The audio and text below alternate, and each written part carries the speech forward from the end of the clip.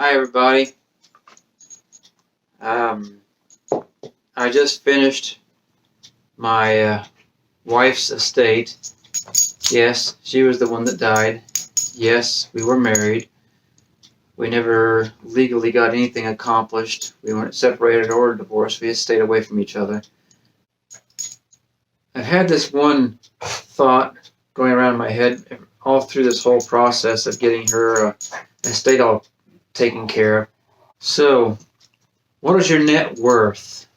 Yeah, your net worth. When we hear that, we think about looking at our assets and our debts and doing some math, some pluses and minuses, and hopefully coming out on the positive side. But in the context of what I've been through, what I mean by net worth, what I mean by your worth, is what you think about yourself, what you believe about yourself. The reason I'm talking about this is because almost right away when I got married, I found out my wife had very low self-esteem, exceedingly low self-esteem. She had two perfectionistic parents. And let me tell you, I want the person that designs and builds the airplane I fly in or the car I drive to be perfectionists. Perfectionism has no place in parenting. If you think it's going to help your kids not make mistakes, you're heading exactly in the opposite direction. You do not want to be a perfectionist parent. That's just destructive.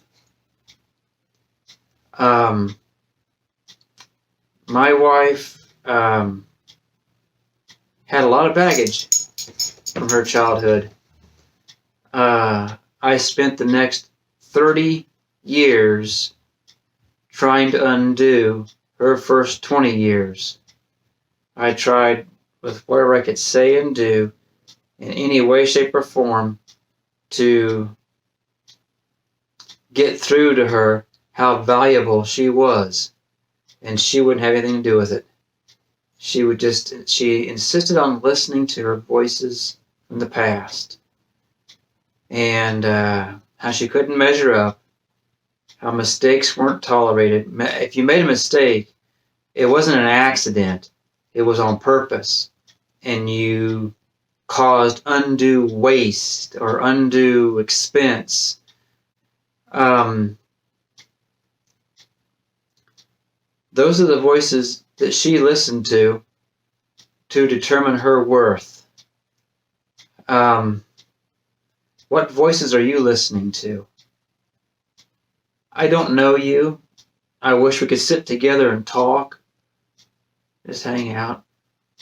But I tell you what, I can tell you right now, nobody had the right in your past to tell you you were worth less, or you didn't measure up, or any negative comments like that. And I'm not talking positivity, pie in the sky garbage.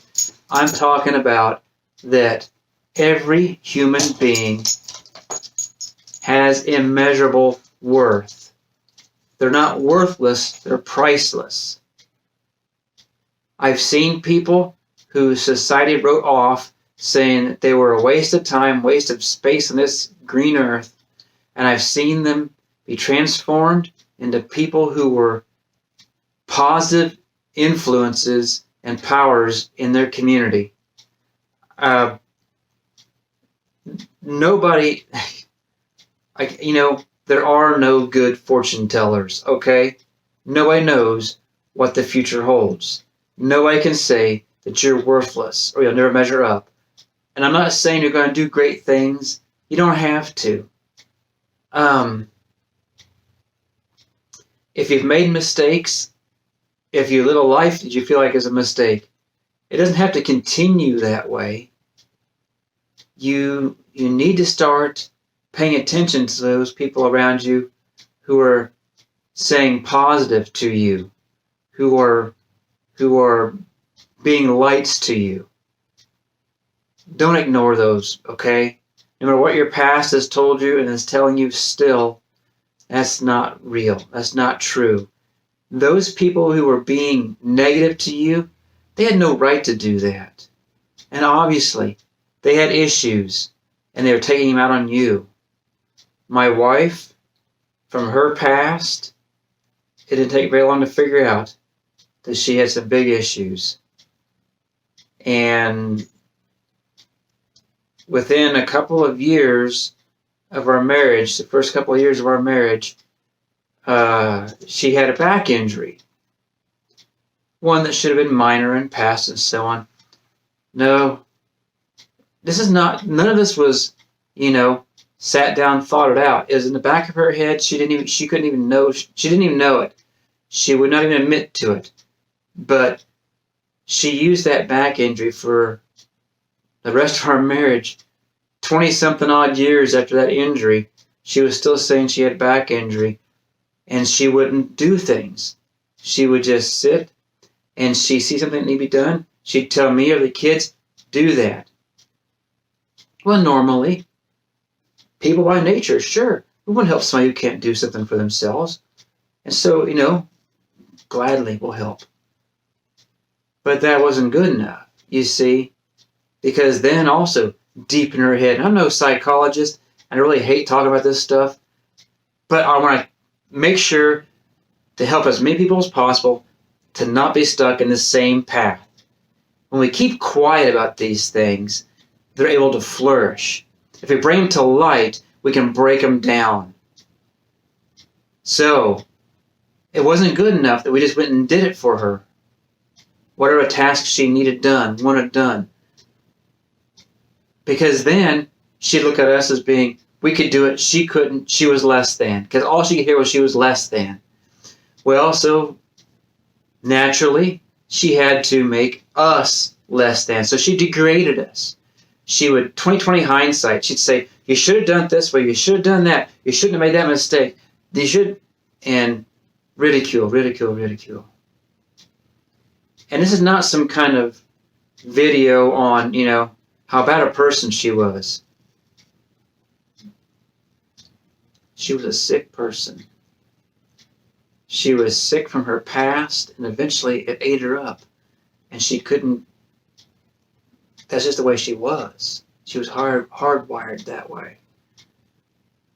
And she didn't take care of herself. That's what killed her. She didn't admit to having health issues. And she didn't take medication. And it compounded and it killed her. Friends, and I do consider you all friends, thank you for sticking with me this far. I mean, I know this is not a one-off thing. I know this is widespread. I hate to say it. From my 30 years experience, from that darkness, I can be in the Walmart right now, walking around Walmart looking for groceries or something, and I can, out of the blue, see somebody, and I can pick them out of a crowd and say, they're going through the same thing. I can tell. Don't ask me how. I can just see it. It's widespread.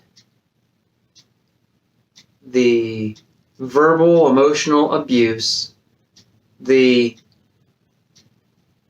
continuing on of the family curse, the family sin of, they were told they didn't measure up, and so they got to pass it on to their kids. My two oldest kids, my daughters, when their mom died, they both separately, not talking about it, they both decided they just couldn't come back and deal with it. They couldn't come back for the funeral and deal with it. And I said, I know what you mean. You're perfectly fine. Don't worry about it.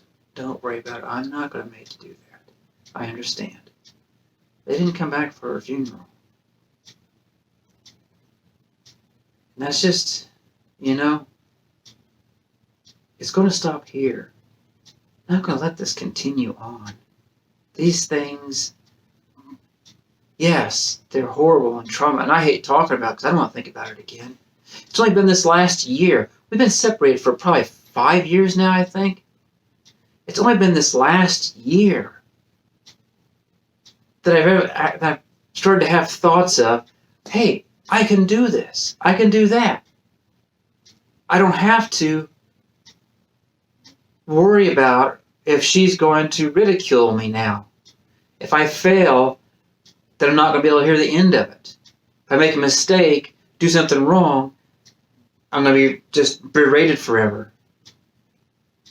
I'm only now getting to that point. Which brings up another thing. I'm going to do another video after this one, updating you on how my adventure to $500,000 this year is getting, how it's going. I realize now that was a reaction. That whole thing was a reaction to now realizing I am actually free from that darkness now. I overreacted. I mean,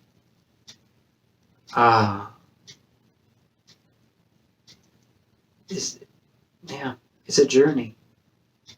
I'll call it an adventure. It's my new adventure. I'm getting there. I tell you what, I'm gonna go ahead and put this out there. There's a lot of baggage on this next subject. I'm just gonna throw it out there, and you all are great people. I know you'll handle it responsibly, but I'm just gonna tell you, okay? Shortly, it was like 2 years before we got married, I realized that I was a person in need of help. When I someday was going to stand before my Maker, that I'd done wrong. I'd done things that were, not excusable, that a perfect God could not overlook. And so that's when I came to the realization that, you know what? Jesus came for a reason. And if nothing else, I was the reason. Because I can't stand before God and give a clean account and say, hey, you know what? I should be in heaven. Jesus took care of that for me. And he died for me. And he rose again to show that he was victorious and that I'd be able to have new life, just like he had new life. I know there's a lot of baggage on this thing, but that's what helped me through the 30 years of darkness, was my walk with God. Letting Jesus rule in my life, trusting that he was helping me with this, leading me through this. It wasn't a surprise to him. And let me tell you, I failed more than I succeeded. But I'm here to tell you, I wouldn't have made it if it hadn't have been that God was there and watching over me and leading me through it. It was really dark. Friend, I know there are people out there who are going through at least as dark of a time as I did. See, putting your life into God's hands, letting Jesus be your Savior and then rule in your life, does not mean get rich quick or, unicorns and lollipops for the rest of your life. Because right after that, I had 30 years of awful marriage. But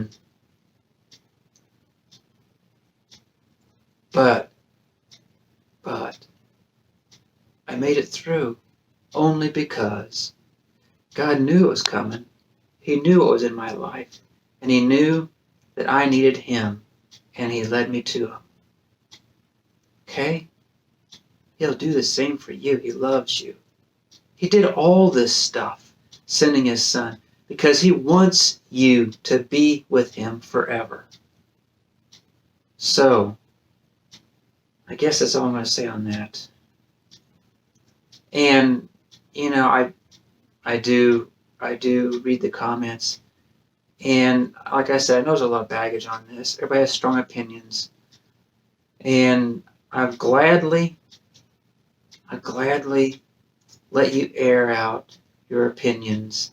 I just ask that you please actually thoughtfully investigate that your opinion actually has a foundation. Or is it just the way you were brought up? Or just what you have heard? Or somebody got you to believe somewhere along the way? All I can tell you is what I believe has proved to be real and true. I have 30 years of battles to show it. So, friends,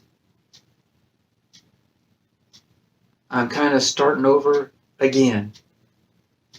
And thank you for your time.